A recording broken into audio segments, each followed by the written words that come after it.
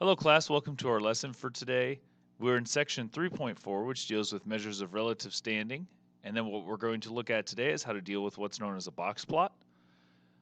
We dealt with percentiles and some things with z-scores, so you want to make sure you look at those pieces to make sure you understand what's going on in those situations. And then today we're going to look at something that's called the 5-number summary. These 5 numbers kind of dictate comparisons to different data sets. And so what they are is they're the lowest value, the first quartile, the second quartile or the median, the third quartile, and the maximum value. Now in the ideal situation, the difference between each of these should be about the same, so it would be a consistent data set. Most of the time that's not what really happens, and so let's look at this in a more visual format to see what we mean by that.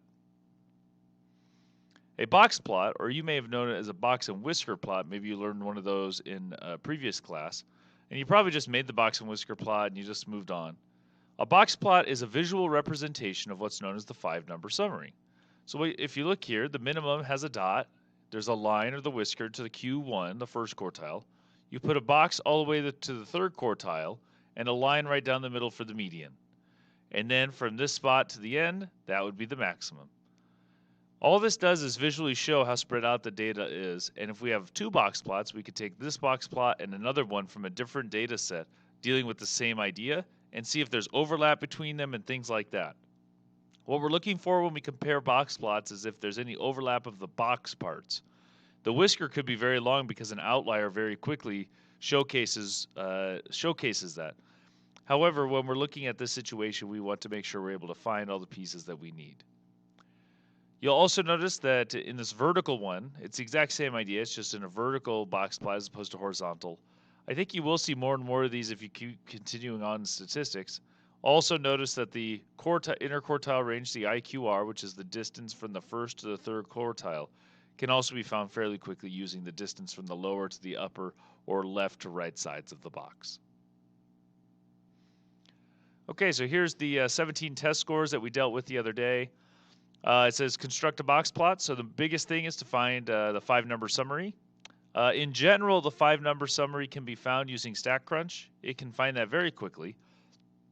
If you have to find it on your own, my guess would be find the median. And then once you find the median, take that out and then find the lowest half median, which is Q1, the upper half median, which is Q3. But in general, StatCrunch or some graphing utility should be able to find that information for you. Constructing the box plot. Okay, I've got the lowest number, Q1, Q2 of the median, Q3, and the maximum number. And I just draw the box and whisker plot of the box plot. One other piece of information that would be helpful to know is the IQR, the interquartile range. And that would be found by taking Q3, which is 87, minus Q1, which is 68, and you get 19 for the interquartile range. If you look up definitions about what are known as outliers, you're going to get a lot of different ways of solving them and figuring out if something is an outlier.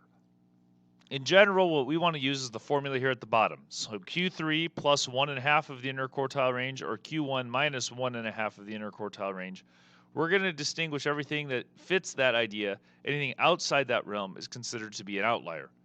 Notice it's not just plus 1 of the interquartile range, because in the ideal situation, adding 1 to the interquartile range hopefully only gets you about the distance of the box piece anyway. Okay, so you want to make sure you prove that it's even further away. So we say 1.5. And that's just a general way of solving it. There's lots of ways to get that. We're always going to assume we're using this criteria to figure out if something is an outlier. In a box plot situation, once you start graphing, you can use a graphing utility to graph what's known as a modified box plot. A modified box plot is the exact same idea as a regular box plot, but there'll be a dot at any outlier location as opposed to the line extending all the way. Most likely in a box plot, if there's a really long whisker or line on one of the sides, there's probably an outlier in that situation compared to the rest of the data. And a modified box plot, if you select that version of a box plot, can show those outliers very quickly. Okay, just a review of some z-score information. This says the average height and weight of men. Okay, so we're trying to find the z-score of someone who's 65.2 inches tall, weighs 225.